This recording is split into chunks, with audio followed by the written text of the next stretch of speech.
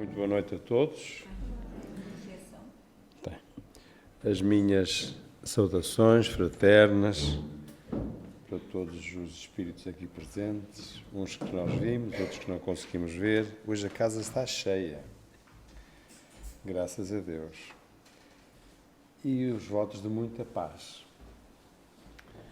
Eu não concordo com as palavras iniciais do nosso irmão Fernando, a dizer que alguns de nós ainda têm egoísmo. Não concordo em absoluto, porque eu acho que não há ninguém nesta sala que ainda não tenha egoísmo. Mas é só no outro centro. Normalmente é no outro centro. O egoísmo que preparei hoje para vos trazer, está ali o símbolo dele, lá em cima, que acompanha todos os slides, tem o símbolo da palestra sempre, já sabem como é que eu faço. É o indivíduo, é cada um de nós, posso ser eu, ou cada um de nós, no centro do mundo, e tudo gravita à nossa volta. Isso é o egoísmo. E vamos ver, com toda a tranquilidade, a responsabilidade que nós temos, como educadores e como pais principalmente, de criar egoístas, que são os nossos filhos. É muito fácil de demonstrar. Então lá vamos, como é habitual, ao latim. Eu ainda fui dos alunos que estudei latim. Estava para ir para o seminário, mas depois a coisa correu mal. E o egoísmo, do latim ego, ou eu, significa o amor próprio excessivo, que leva o indivíduo a olhar unicamente para os seus interesses, com prejuízos alheios. Não interessa nada o que os outros pensam, quer saber é de mim e do meu umbigo. É um sentimento típico da fase infantil. E Kardec diz-nos que ele é a fonte de todos os vícios, assim como a caridade é a fonte de todas as virtudes. É o antídoto do egoísmo, é a caridade.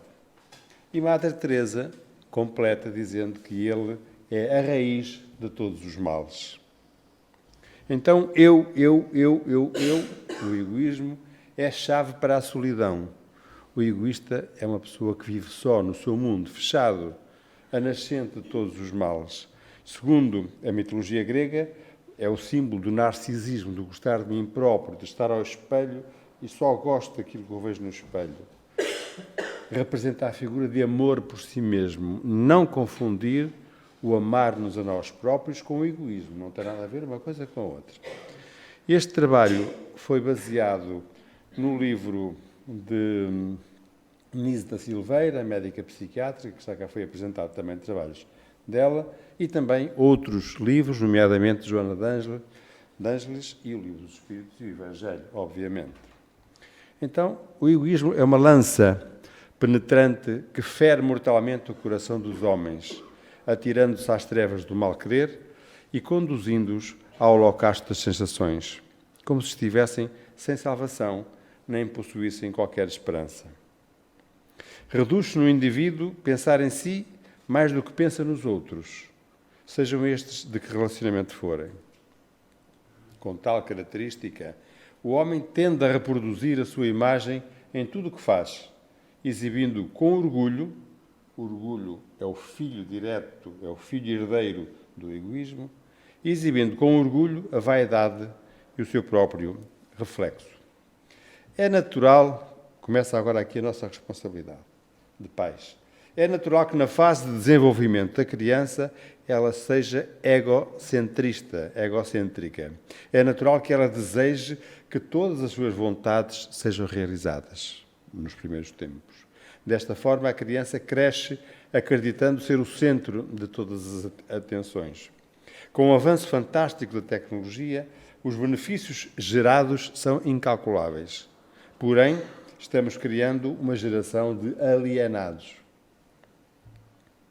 Analisando a diferença impactante nos padrões educacionais e culturais, fica evidente que a adolescência torna-se precoce, como se torna ainda mais prolongada. Hoje em dia, nós dizemos que os adolescentes vão até aos 40 anos, porque os filhos não saem de casa. Os filhos não querem sair da adolescência. O adulto acomoda-se sob as asas dos pais, o hotel é bom, a comida é boa, a cama, a mesa, a roupa lavada. Vou sair para quê? E ali quer permanecer com o conforto e as mordomias e a soberania sobre eles, alargando a adolescência até aos 40, porque nós, pais, principalmente nós, mães, é sempre os nossos meninos. Não olhamos para homens de 40 anos, é impossível. São os nossos filhos, os nossos meninos, coitadinhos. E chegam aos 40 anos, aqueles matulões estão em casa e não se viram, não vão à vida, não vão tratar da vida deles. Desta forma, a criança vai crescendo, valorizando acima de tudo o ter cada vez mais, muito embora não valorize o que tem. É deprimente ver uma criança no Natal abrir 50 presentes no Natal e 10 segundos, 20 segundos depois, não lhe liga absolutamente mais nada, já está farta daquilo, tem tantos. Não valoriza aquilo que tem. Este acesso precoce à tecnologia tem causado diversos tipos de distúrbios relativos aos atrasos de desenvolvimento, à ansiedade, ao déficit de atenção, irritabilidade das crianças, descontrole, raiva, dificuldade de aprendizagem, rejeição à atividade física, isolamento social, etc. Os nossos filhos são uns totós. Não sabem o que é andar descalço, não sabem o que é cair, esfarrapar os joelhos, andar com as calças sujas, não sabem porque nós não deixamos. Super protegemo-los, não sabem o que é brincar ao peão, não sabem o que é ir à igreja, não sabem absolutamente nada de uma infância saudável. O quadro tem-se agravado de tal forma nos últimos tempos, com alto índice de risco, sendo que a Academia Americana e Canadiense de Pediatria vêm alertar os pais sobre os danos causados por estes procedimentos.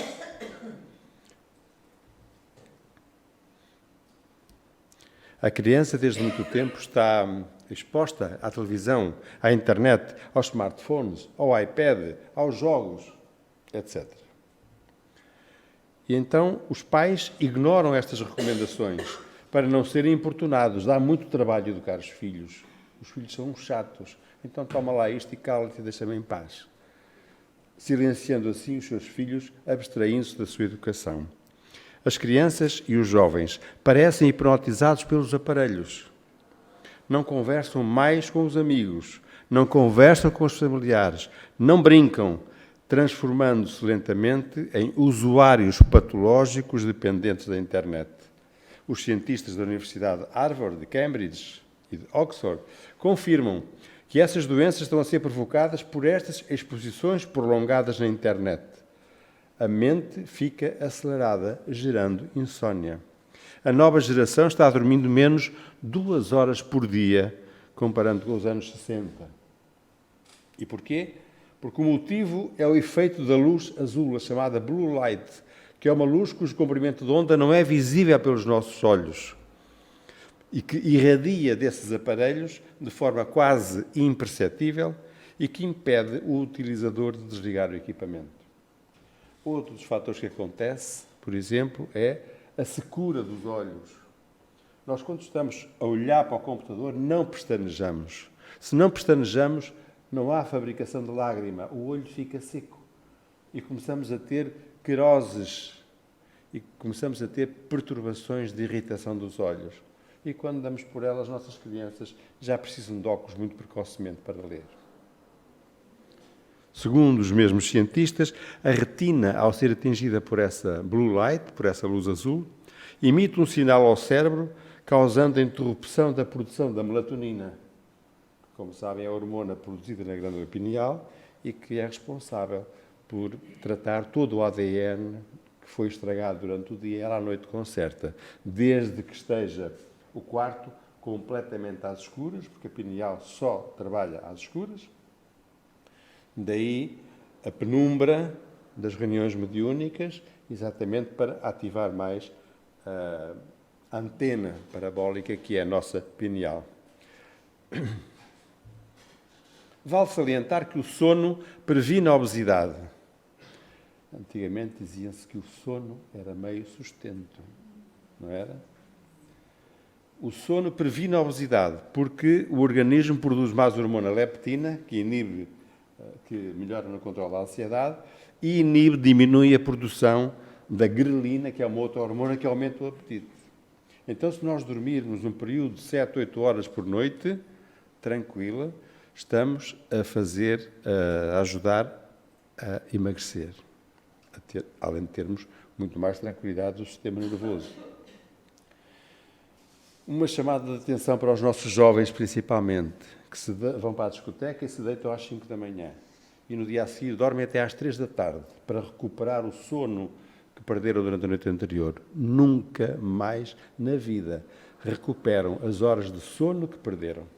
Podem dormir 24 horas seguidas.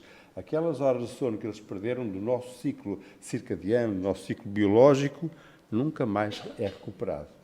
É muito importante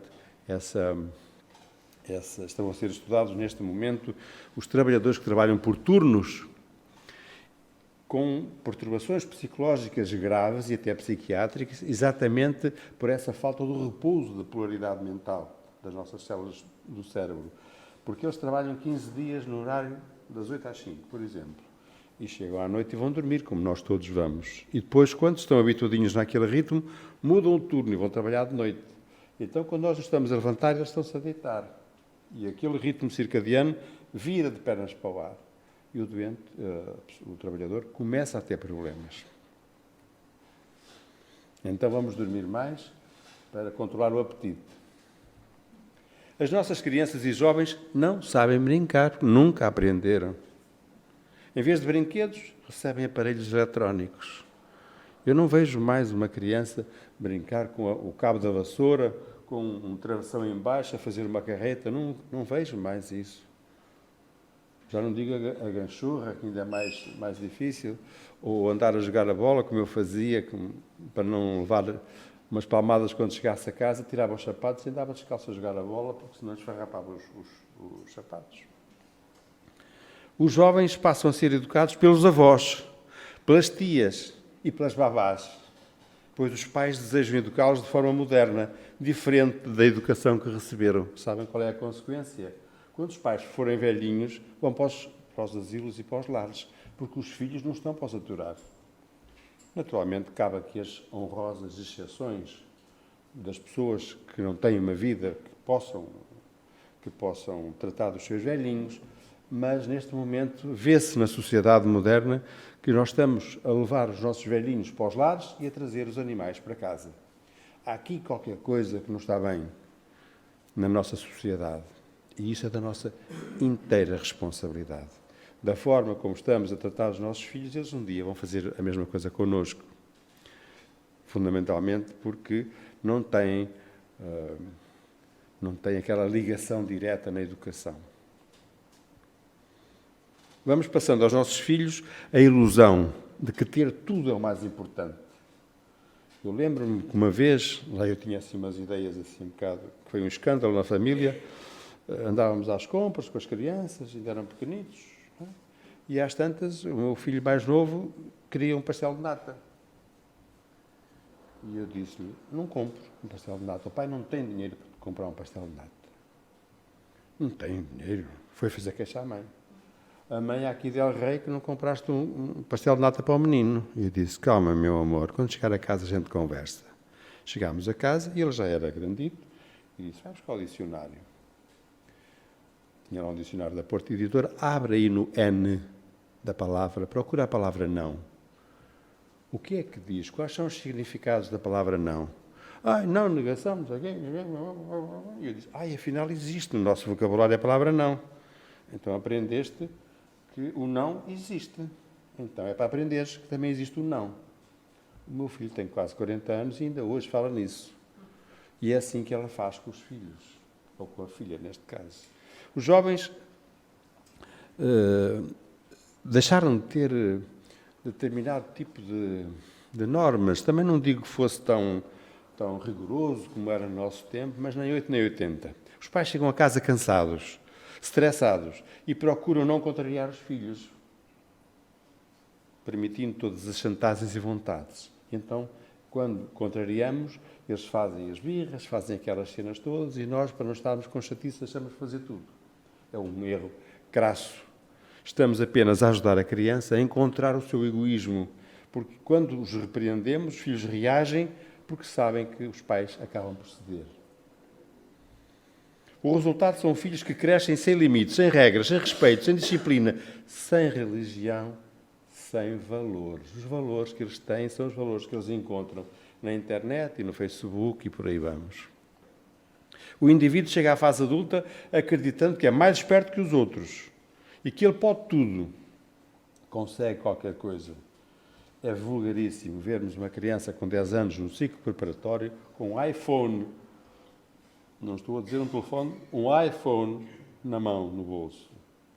Porque toda a gente tem, também tem que ter. A sua opinião é sempre melhor. Quando alguém discorda, deixa fazer parte do grupo de amigos, evidenciando cada vez mais o seu egoísmo. Torna-se cada vez mais autoritário e só se relaciona com pessoas que sejam submissas, atropela o outro, sem escrúpulos, e não olha a meios para atingir as metas. E depois veio o números clausos das universidades. É preciso ter notas muito altas para entrar na universidade pública.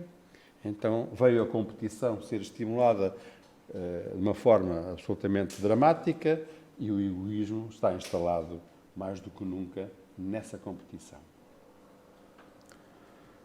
Ficam sós, olhando para si mesmo, desencadeando depressões severas. A depressão na juventude é, neste momento, muito frequente.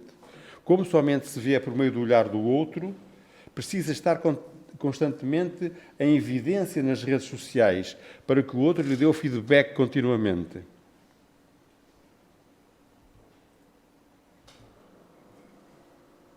Os obsessores espirituais encarregam-se de se aproximar e de lhes tratar da saúde. Eles publicam tudo.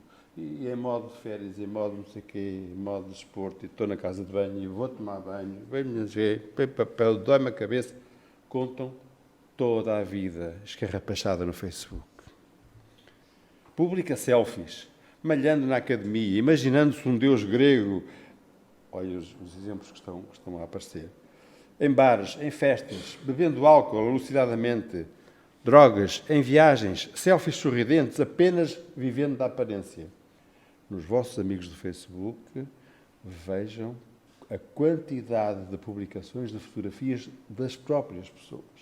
É de frente, é de lado, é de cima, é de baixo, não sei o quê. Olha-se para trás e ele vê o vazio da sua vida e sente medo. Então, está na hora da aproximação dos espíritos inferiores, que o veem nessa vibração tão negativa e vão ajudá-lo a ir para baixo. Ajudarão a cair no precipício. Está na hora de começarmos a pensar numa terapia de apoio para os nossos filhos. É o momento de encontrar consigo mesmo, através da ajuda dos recursos psiquiátricos, psicológicos e espirituais. Pelo amor de Deus, não mandem os vossos filhos para os psiquiatras para serem encharcados em drogas, porque têm um déficit de atenção. Ele não tem um déficit de atenção, ele é mal educado. Ele é distraído porque ninguém lhe dá um puxão de orelhas, nem pode, porque... Então, se o professor não educa porque não lhe compete educar, o professor deve ensinar. Cabe a nós, pais e avós, educar os nossos filhos em casa, porque senão ele vai virar um monstrinho. É o momento de encontrar consigo mesmo através da ajuda dos recursos psiquiátricos, psicológicos e principalmente espirituais. Os nossos jovens não têm valores morais. Vale tudo menos arrancar olhos. Não pode ser. Temos de os educar. Podem ir à Igreja Católica, Protestante, Batista, o que seja, mas têm que ter uma formação religiosa. É muito importante para eles. Segundo o professor Nikolaus Steinbeck, da Alemanha, o bebé já nasce egoísta. Nós já nascemos egoístas. Converse com a criança. Estimule o exercício da troca. Não conceda nada simplesmente como meio de acabar com uma birra. Negocie com ele, para não ter que lhe dar as duas palmadas. Se somos presos, damos uma palmada aos filhos. Não sei se é presos, mas pouco menos. Peça ao seu filho que ajude a arrumar a casa, que participe nas lidas da casa. Estimule dando o exemplo de atos de generosidade para com os outros, para que ele entenda o que é partilhar com os outros e a caridade. E comece a contactar com a caridade, que é o tratamento direto para o egoísmo e para o orgulho. Convide o seu filho para ajudá-lo a separar algumas coisas e alguns brinquedos e até alimentos para dar a outros que precisem. Estamos a ajudá-lo a perder aquele egoísmo tremendo. Não permita que a criança interrompa uma conversa entre adultos. As nossas crianças não têm educação, estão sempre a interromper, porque eles é que são os centros das atenções. Deverá aguardar educadamente a sua vez. Não permita que elas sejam o centro das atenções. Fale com calma. Chame a atenção em privado. A repreensão precisa ser feita com respeito. Ajude o seu filho a ser gentil, simples e humilde. Não se esqueçam da disciplina, que é muito importante. A gentileza também traz satisfação e bem-estar, proporcionando sentimento de alegria e de gratidão. E Kardec, no Livro dos Espíritos, na questão 913, ensina-nos: dizem os espíritos superiores que de todos os vícios, aquele que se pode considerar radical é o egoísmo. Daí deriva todo o mal. Olha a nossa responsabilidade. Estudai todos os vícios e vereis que no fundo de todos há egoísmo. Por isso eu dizia que aqui na sala todos somos egoístas, uns mais do que outros. Enquanto não atacardes o mal pela raiz, então não lhe houverdes destruído a causa. O egoísmo é o irmão do orgulho, diz-nos Leon Denis, no seu livro Depois da Morte. É o irmão do orgulho e procede das mesmas causas. É uma das mais terríveis enfermidades da alma. É o maior obstáculo à melhoria moral e social. Por si só, ele neutraliza e torna estéreis quase todos os esforços que o homem faz para atingir o bem. Continua Kardec: o egoísmo, chaga da humanidade, tem que desaparecer da Terra. E vai desaparecer da Terra. A cujo progresso moral obsta. Ao Espiritismo está reservada a tarefa de fazê-la ascender na hierarquia dos mundos. A revelação. O egoísmo é, pois, o alvo para o qual todos os verdadeiros crentes devem apontar as suas armas, dirigir as suas forças, a sua coragem. Digo coragem, porque dela muito mais necessita cada um para vencer-se a si mesmo do que vencer os outros. E continua Leon Denis: todos nós trazemos gravados no íntimo do ser os rudimentos da lei moral. É neste mundo mesmo que ela recebe um começo de sanção. Qualquer ato bom acarreta para o seu autor uma satisfação íntima, uma alegria, um prazer, uma espécie de ampliação da alma. Por outro lado, as más ações trazem muitas vezes amargores e desgostos na sua passagem. Kardec, outra vez, agora no Evangelho, escreve-nos o Espírito Lázaro, que diz que o dever é a obrigação moral da criatura para consigo mesmo, primeiro, e em seguida para com os outros. O dever é a lei da vida. Com ele deparamos nas mais íntimas particularidades, como nos atos mais elevados. Quero aqui falar apenas do dever moral e não num dever que as profissões impõem. Temos o dever moral de ajudar os outros. Então o egoísmo é uma espécie de exclusivismo que leva uma pessoa a se tornar como referência a tudo. Uma excessiva vaidade, pretensão, orgulho e presunção. E como nos ensina o mestre Aristóteles, ele diz que o egoísmo não é amor por nós próprios. Esse é o amor, o auto-amor. Mas uma desvairada paixão por nós próprios. Já dissemos muitas vezes que do egoísmo deriva todo o mal. Estudai todos os vícios e vereis que no fundo de todos existe egoísmo. Que todos os vossos esforços tendem para esse fim, porque nele se encontra a verdadeira chaga da sociedade. Continuamos no Livro dos Espíritos, agora na questão 913. Quem nesta vida quiser se aproximar da perfeição moral, deve extirpar do seu coração todo o sentimento de egoísmo. Porque o egoísmo é incompatível com a justiça, com o amor e com a caridade. Ele neutraliza todas as outras qualidades. Olhem a potência deste veneno. Os homens, diz-nos Kardec, quando se houverem despojado do egoísmo que os domina, viverão como irmãos, sem se fazerem mal algum, auxiliando-se reciprocamente, impelidos pelo sentimento mútuo da solidariedade. Este é o reinado do bem que os bons espíritos estão incumbidos de preparar. E estão a preparar.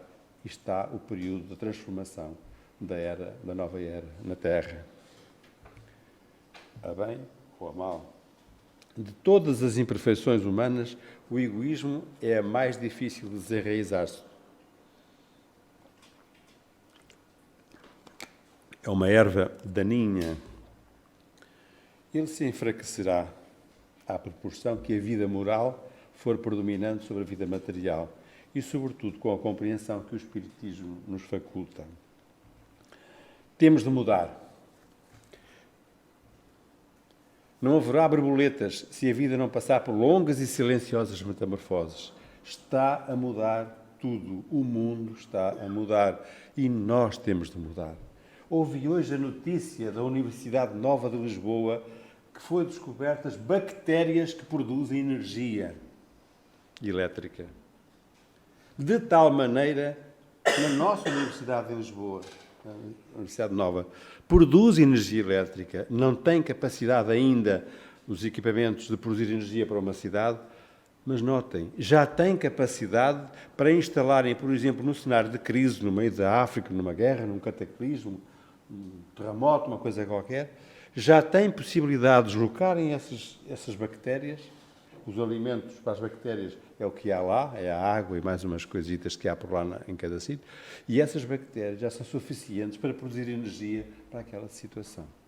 Olhem como o mundo está a mudar. Quem diria que as nossas bactérias, das amigdalites e das otites, estão a produzir agora energia? Olhem o futuro.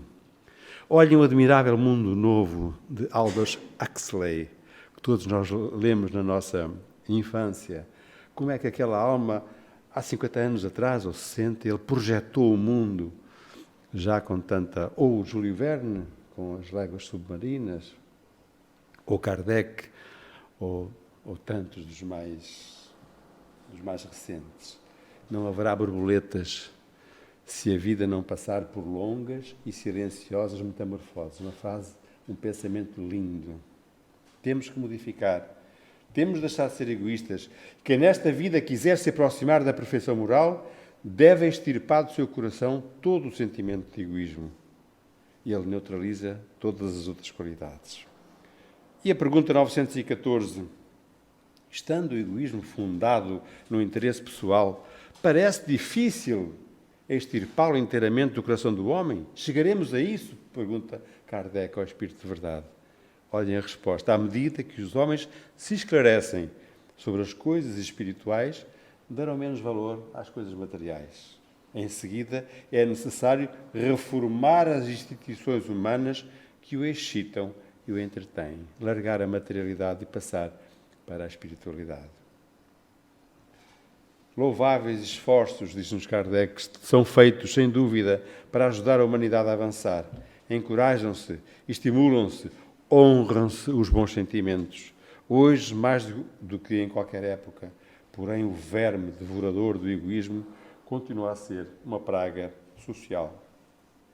O homem precisa compreender que, para melhorar as causas dos seus males, deve tratar todo aquilo que provoca orgulho, a ambição, a inveja, o ódio, o ciúme. Numa palavra, o pai desta malta toda, que é o egoísmo. O orgulho demonstra a ausência de humildade. É um exagero da autovalorização que não se iguala à nossa realidade interior. O orgulhoso tem um amor próprio muito acentuado. Contraria-se por pequenos motivos. Só ele é que sabe. Reage explosivamente a qualquer observação ou crítica de outrem em relação ao seu comportamento. Necessita ser o centro de atenções e fazer prevalecer sempre as suas próprias ideias. Não aceita a possibilidade dos seus erros, mantendo-se num estado de consciência fechada ao diálogo construtivo.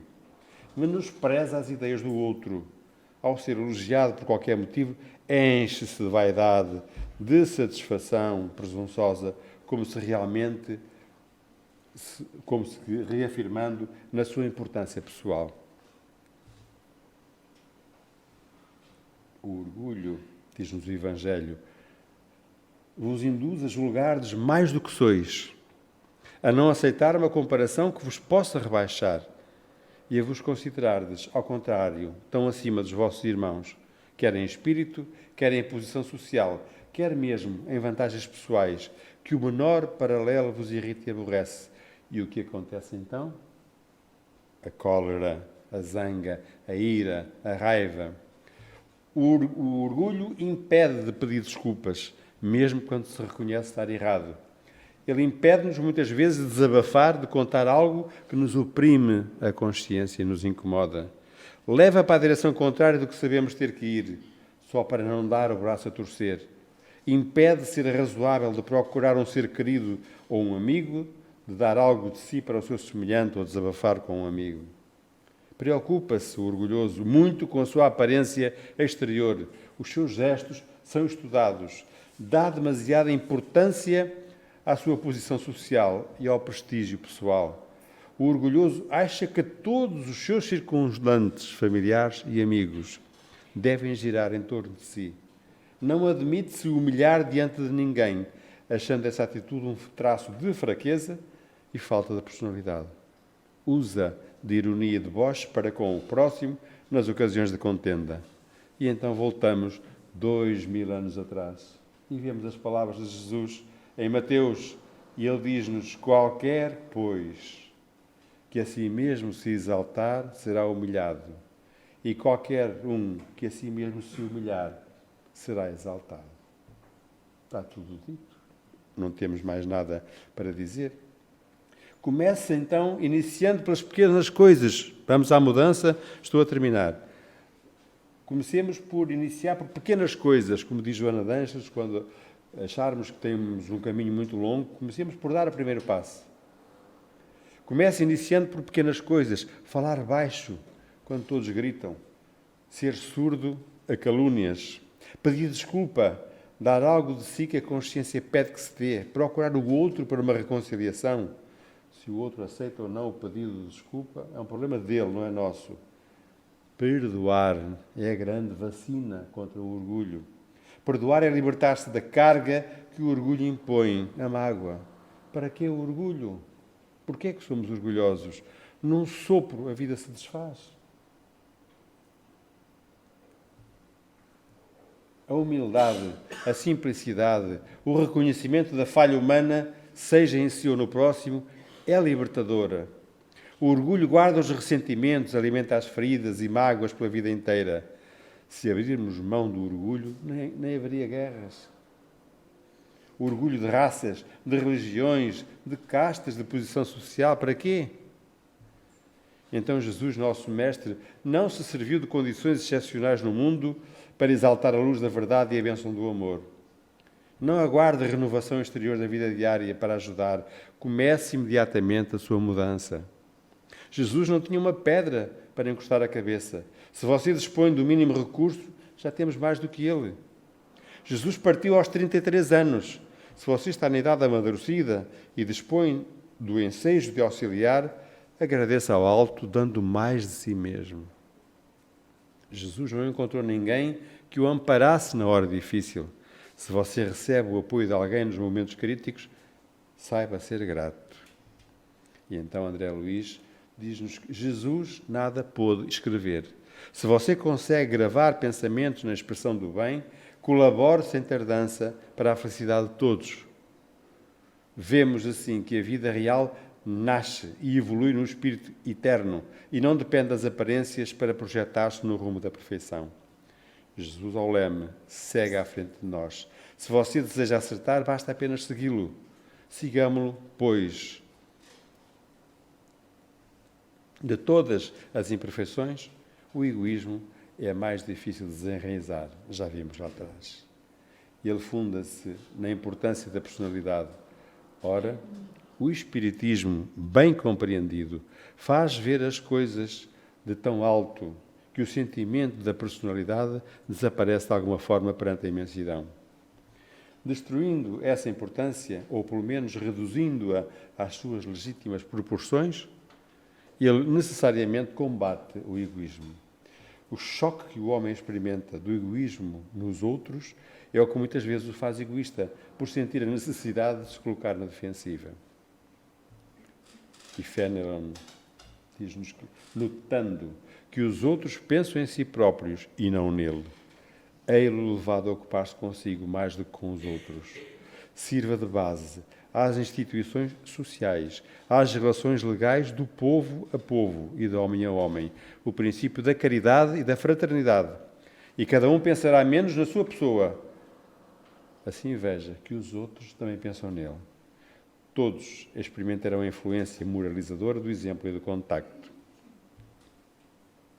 Enquanto nos demoramos nas teias da animalidade, costumamos centralizar a vida na concha envenenada do egoísmo, orientando-nos pelo cérebro, agindo pelo estômago e inspirando-nos pelo sexo. A passagem na Terra significa então para a nossa alma o movimento de caça e de presa, ensina-nos Emmanuel. E por fim, Joana de Ângeles, que nos diz que o egoísmo é arrogante, mascara-se de humilde, não suportando qualquer discrepância. Compete sempre contra os outros, a princípio nas sombras, depois no campo aberto. É cruel verdugo do homem. Cuida-te em relação ao egoísmo. Analisa-te e vigia as tuas reais intenções, a fim de não lhes seres vítima. Tenha cuidado de passar pelo crivo da lógica as tuas reações, de modo a não tombares nas armadilhas desse astuto manipulador dos destinos. E já Sócrates dizia saber que não sabemos, conforme falou na Antiguidade. E ele dizia que só sei que nada sei, e é o facto de saber que nada sei coloca-me em vantagem sobre aqueles que acham que sabem alguma coisa.